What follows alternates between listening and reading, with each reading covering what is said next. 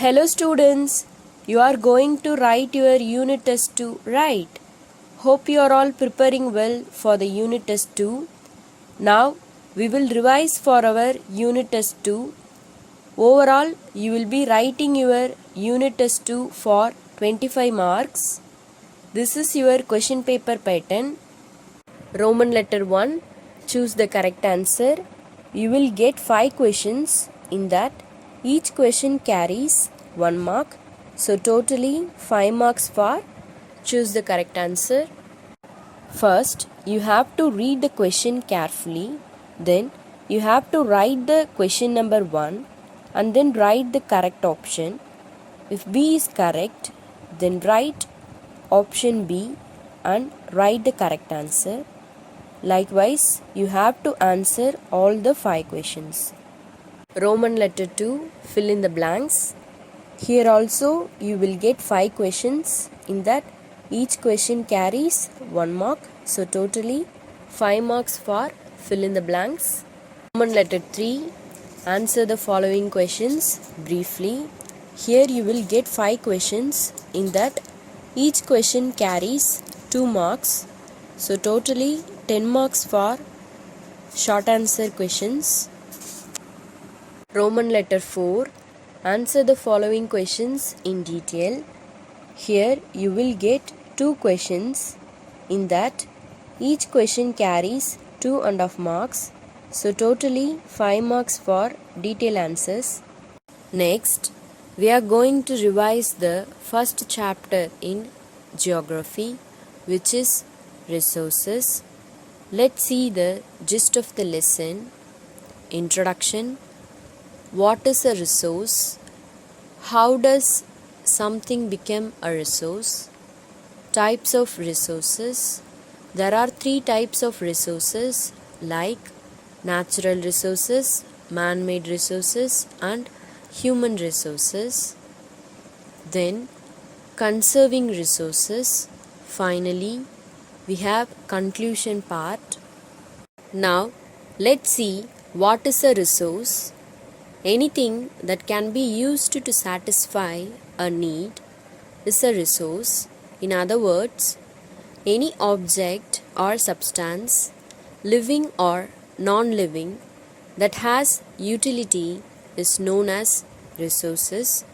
Here, utility means usability or usefulness or helpfulness. Water, electricity, rickshaw, vegetable and textbook have something in common. They have all been used by us, so they have utility. Here, utility means when any object or thing takes the form of a usable resource, it is called utility. Utility or usability is what makes an object or substance a resource. Now, let's see how does something become a resource. Things become resources only when they have a value. Its use or utility gives it a value. All resources have some value, which means every resource is valuable in its own sense. Value means worth. Some resources have economic value and some do not. Example, metals may have an economic value. A beautiful landscape may not. But both are important and satisfy human needs. So these are considered as resources. So the meaning of value is worth. The importance of a resource lies on its economic value. For example, metals may have higher economic value than that of landscapes.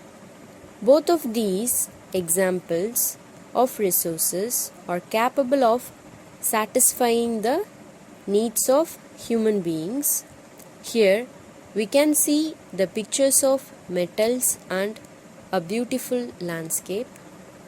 Next, we are going to learn about types of resources.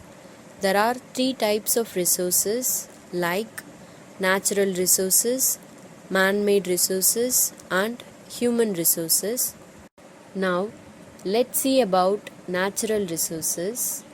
Resources that are drawn from nature and used without much modification are called natural resources, which means those resources which you can easily draw from nature and can use them directly without any further modification are known as natural resources.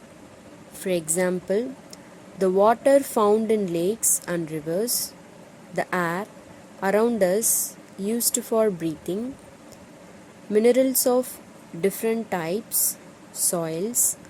All these are examples of the natural resources that are present around us. We use all such resources directly. These are also free gifts from nature. Next, we are going to learn about man-made resources. So, what is meant by man-made resources? The resources which are created from natural resources through human resources are known as human-made resources. For example, buildings, bridges, roads, etc.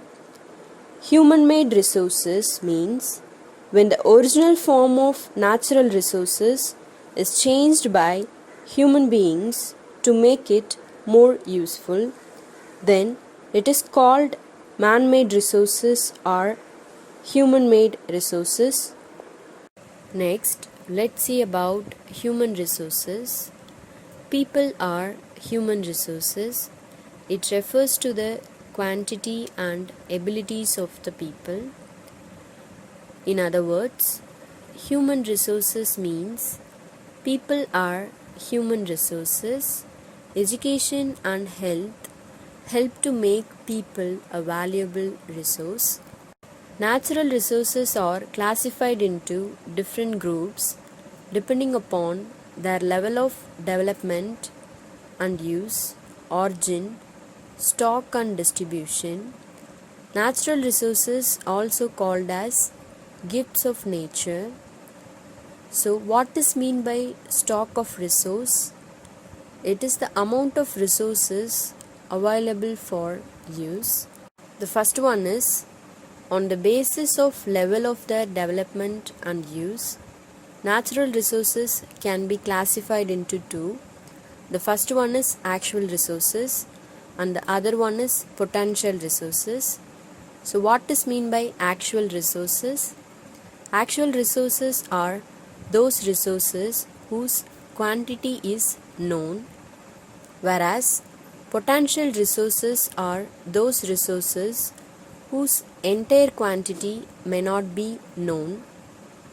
Actual resources are being used in the present, whereas potential resources are not being used at present and could be used in the future.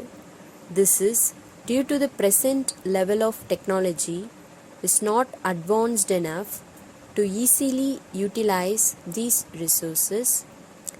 Examples of actual resources are the dark soils of the Deccan Plateau in Maharashtra, coal of Germany, petroleum in the West Asia. Examples of potential resources are the uranium found in Ladakh is a potential resource that could be used in the future.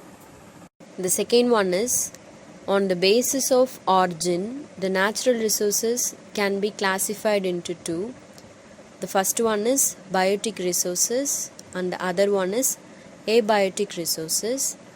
Biotic resources includes all the living things, whereas abiotic resources includes all the non-living things. Examples of biotic resources are plants and animals, etc. Examples of abiotic resources are soil, rocks, minerals, etc. The third one is on the basis of stock, natural resources can be categorized into two.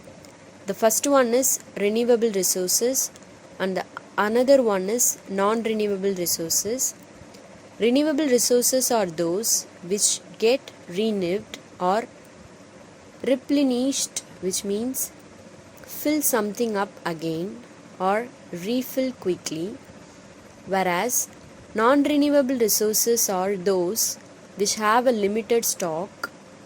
In renewable resources, some of these are unlimited and are not affected by human activities such as solar and wind energy, while careless use of certain renewable resources like water, soil, and forest can affect their stock, but storage and drying up of natural water sources is a major problem in many parts of the world today. Whereas in non-renewable resources, once the stocks are exhausted, this means completely used up, it may take thousands of years to be renewed or replenished, which means fill something up again or refill. Since this period is much more than human lifespans, therefore they are considered as non-renewable.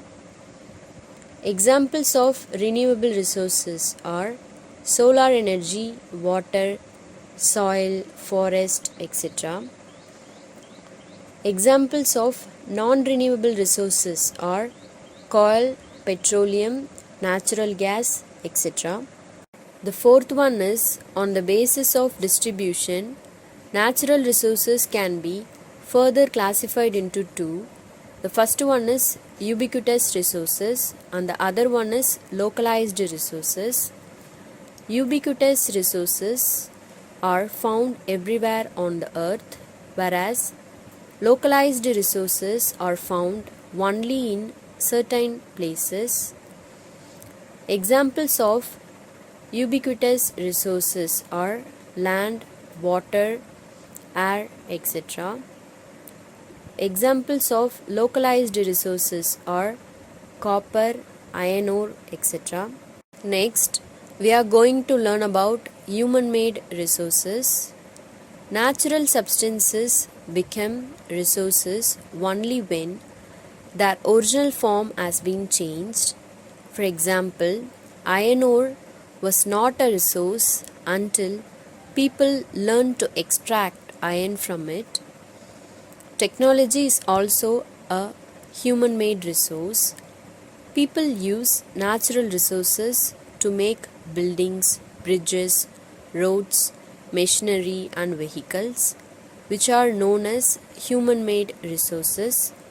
Next, we are going to learn about human resources. People use the nature in the best possible way, using their knowledge, skill and the technology. Therefore, they are considered as human resources. Education and health help in making people a valuable resource. Next, we are going to learn about human resource development. Improving the quality of people's skills so that they are able to create more resources is known as human resource development. So let me explain this. As people gain skills, knowledge and technical advancements, they start making good use of nature so that more resources could be created. This is the reason why humans are also considered as a significant resource, which means important resource. With the help of education and health, people are transformed into valuable resources. The improvement of different skills in order to create more resources is known as human resource development. Next, we are going to learn about conserving resources. So what is mean by reserve conservation? Using resources carefully and giving them time to get renewed is called resource conservation. What is mean by sustainable development? Which means balancing the need to use resources and also conserve them for the future is called sustainable development. Most of the natural resources are limited in stock. Conservation of resources refers to using natural resources carefully so that in time they can be renewed and continue to be used in future. So what is mean by sustainable development? Which means carefully utilizing resources. Here utilizing means using. So carefully using resources and balancing the need to use resources and conserve them for the future is called sustainable development. Due to the excessive exploitation of water, here exploitation means use. So due to the excessive use of water, shortage of water is being faced at many places.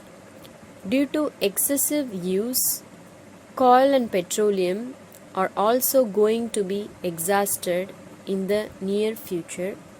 There are many ways of conserving resources. Each person can contribute by following the 3 R's of conservation for sustainable development. The first R is that reduce consumption. The second R is that reuse as many items as possible. And the third R is that recycle discarded items. Here discarded means waste or unwanted items. So recycle waste or unwanted items wherever possible. Now we are going to see the conclusion part. The future of our planet and its people is linked with our ability to maintain and preserve the life support system that nature provides. Therefore, it is our duty to ensure that all uses of renewable resources are sustainable. The diversity, which means variety of life on the earth, is conserved. Then the damage to natural environmental system is minimized. Roman letter 1. Choose the correct option. Question number 1. Biotic resources are the resources which are dash. Option A. Made by human beings. Option B. Derived from living things. Option C. Derived from non-living things. Option D. None of the above. So the correct answer is option B, derived from living things. Question number 2. Dash is a human-made resource. Option A, spring water. Option B, cancer-treating medicines. Option C, tropical forest. Option D, none of these. So the correct answer is option B, cancer-treating medicines. Roman letter 2. Fill in the blanks. Question number 1. Rocks and minerals are dash resource. So the answer is abiotic. Question number 2. Air is an dash resource. So the answer is ubiquitous. Question number 3.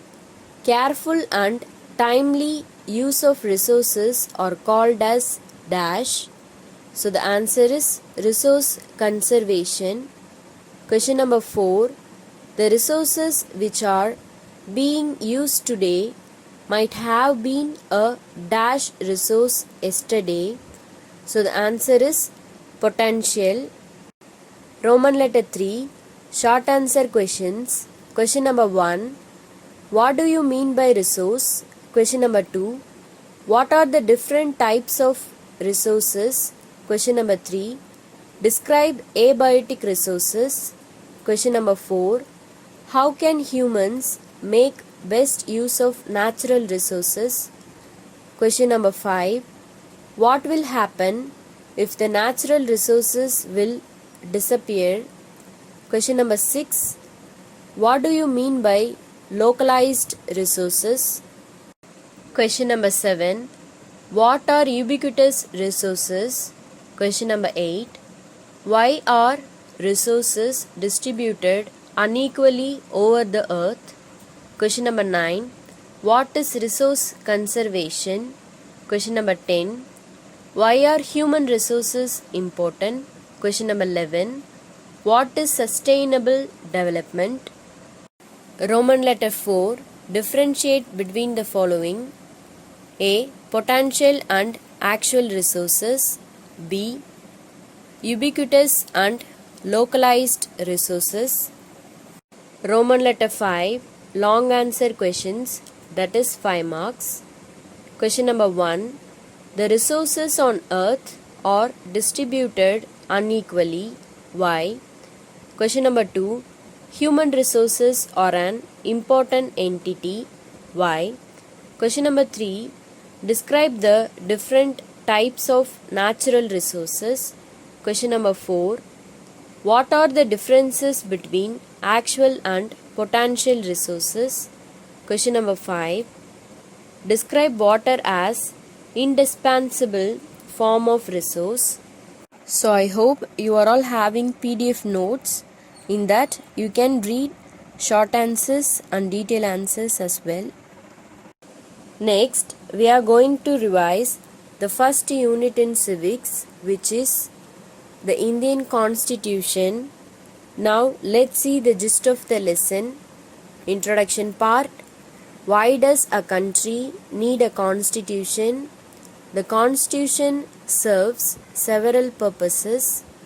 The Indian Constitution. Next, we have the Indian Constitution key features. Listed below are the key features of the Indian Constitution: federalism, parliamentary form of government, separation of powers, fundamental rights, and secularism. In this chapter, we are going to begin with football, a game many of you have probably heard of or even played. As the name suggests, this is a game that involves the player's feet.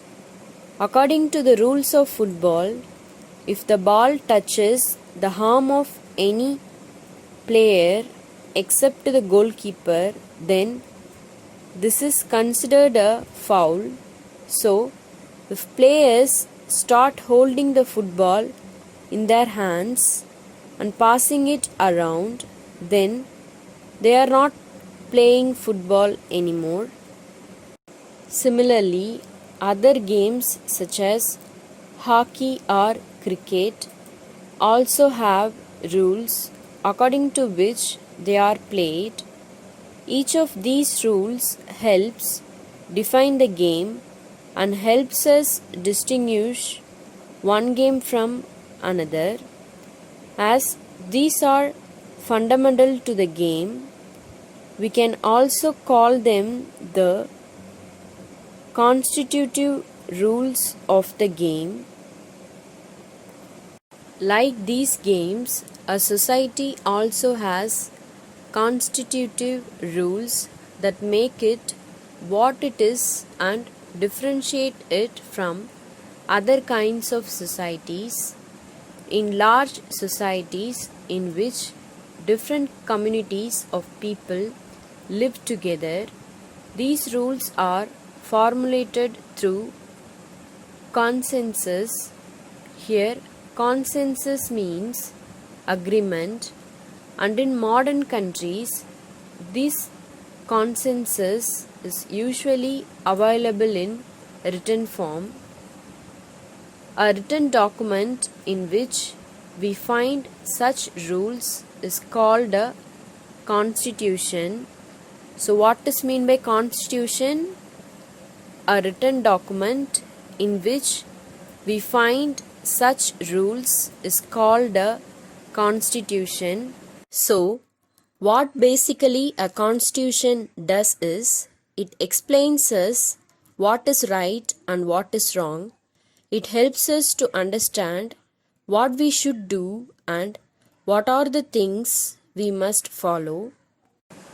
Next, we are going to learn about why does a country need a constitution.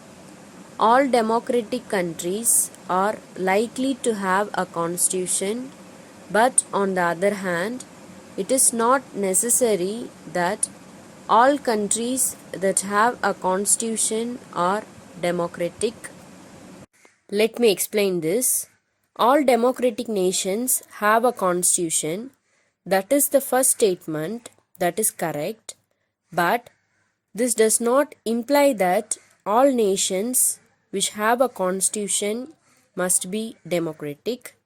There could be some nations which have a constitution but are not democratic, but all the democratic nations of the world will definitely have a constitution.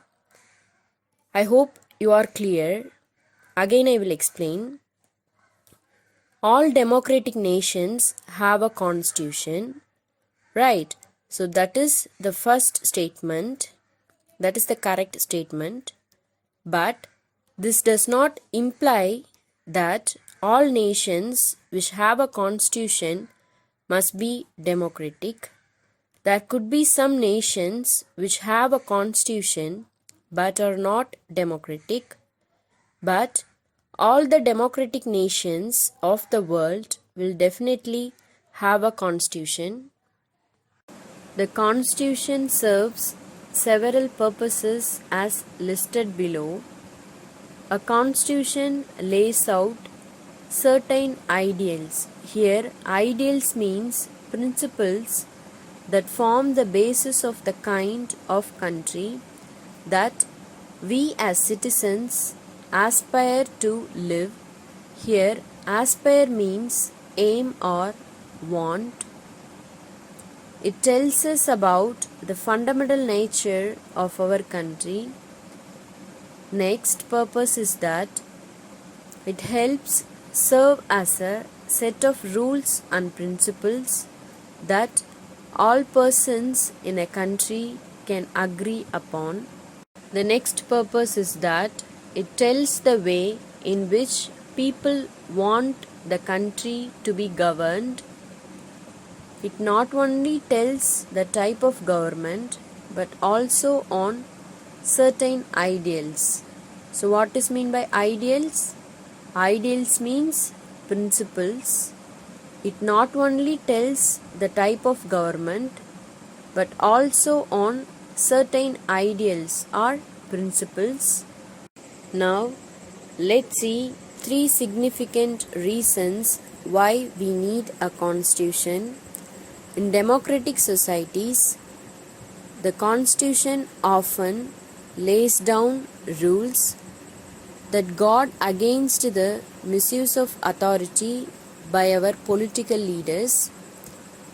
The second reason is that the constitution ensures that a dominant group does not use its power against less powerful people or groups. The third reason is that the constitution helps to protect us against decisions that could have an adverse effect on the larger principles that the country believes in. Next, we are going to learn about a democratic country need a constitution because it lays out the important guidelines that govern decision making within the various societies of the country. It lays down the ideals, which means principles that form the basis of the kind of country that its citizens aspire to live in.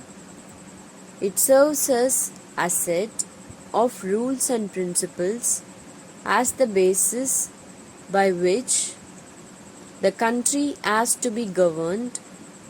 So what is mean by ideal? Ideal means a goal or a principle in its most excellent or perfect form. It provides rules to safeguard the interest of minorities and prevent any kind of domination by the majority on minorities. It lays down rules that guard against the misuse of power by any politician or leader. It also provides rights to its citizens and protects their freedom. First, we have to know what is meant by Indian national movement. The Indian national movement emerged in 19th century India and saw thousands of men and women coming together to fight British rule. This culminated, which means this ended in India's independence in 1947. Next, we are going to learn about the Indian Constitution. By the beginning of the 20th century, the Indian national movement had been active in the struggle for independence from British rule for several decades. During the freedom struggle, the nationalists devoted a great deal of time to imagining and planning what a free India would be like. When the Constitution was being written, India was going through a turmoil. Here, turmoil means a state of great disturbance or confusion because of partition of India and Pakistan. The final document reflects a respect for maintaining diversity with preserving national unity along with eradication. Here, eradication means put an end to of poverty through socio-economic reforms. Here, socio-economic means it is a branch of economics and a social science that focuses on the relationship between social behavior and economics. It studies how economic activity affects and is shaped by social processes. So, socio-economic reforms means improvements. In 1946, the Indian Constitutional Assembly was constituted. The members of the assembly were only Indians. The assembly was given the responsibility of drafting Indian Constitution. Baba Sahib Bhimrao Ambedkar was the head of the drafting committee. The 308 members of the assembly signed two hand-written documents which were in Hindi and English.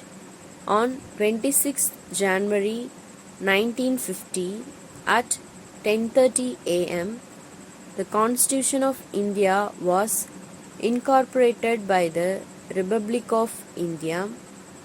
A group of 300 people became members of the Constituent Assembly in 1946 and had written India's Constitution.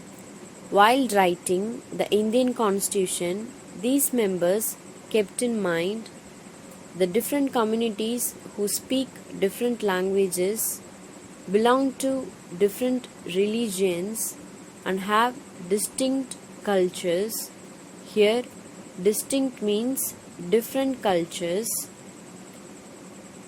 Here, religion means the belief in and worship of a superhuman controlling power, especially a personal god or gods. Culture means the ideas, customs, and social behavior of a particular people or society. Next, we are going to learn about the Indian Constitution key features. listed below are the key features of the Indian Constitution. The first one is federalism. The second one is parliamentary form of government. Third one is separation of powers. Fourth one is fundamental rights. And the fifth one is secularism. So, as a whole, the Constitution plays a crucial role in laying out the ideals that we would like all citizens of the country to adhere to, including the representatives that we elect to rule us. Here, crucial means important or vital. Ideals means principles. Adhere means follow or obey. So, the Constitution plays a vital role in laying out the principles that we would like all citizens of the country to follow or obey to, including the representatives that we elect to rule us. Constitution has been changed over the years to reflect new concerns of the polity that involves a change in the fundamental nature of the country. Here, polity means a particular form or system of government. So, Constitution has been changed over the years to reflect new concerns of the polity, which means a particular form or system of government that involves a change in the fundamental nature of the country. Roman letter 1. Choose the correct option. Question number 1. The Constitution of India was incorporated on dash. Option A. 26th January 1950. Option B. 26th January 1948. Option C. 26th January 1947. Option D. None of the above. So the correct answer is option A. 26th January 1950. Question number 2. The fundamental rights are provided to citizens by the dash. Option A. Constitution of India. Option B. Government of India. Option C. Police. Option D. Supreme Court. So the correct answer is option A. Constitution of India. Roman letter 2. Fill in the blanks. Question number 1. India is a dash form of government. So the answer is democratic. Question number 2. Right to equality is granted by the dash to its people. So the answer is Constitution of India. Question number 3. In 1934, INC made the demand for a dash. So the answer is Constituent Assembly. Question number 4.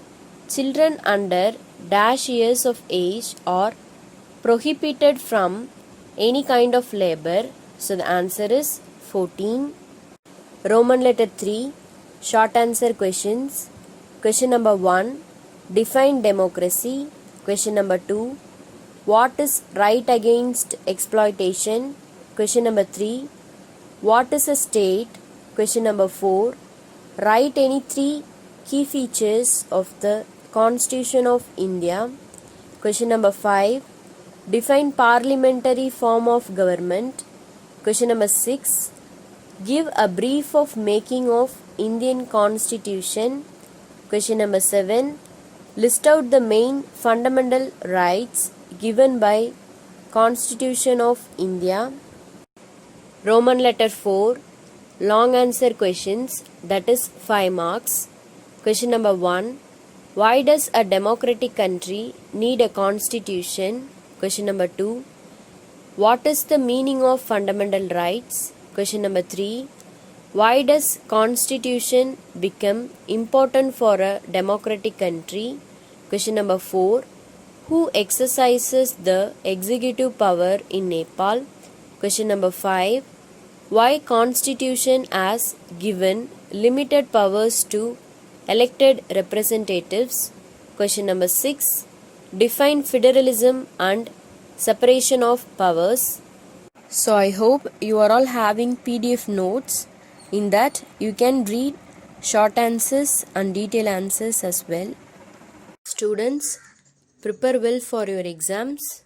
So now we have reached the end of this session. Thank you.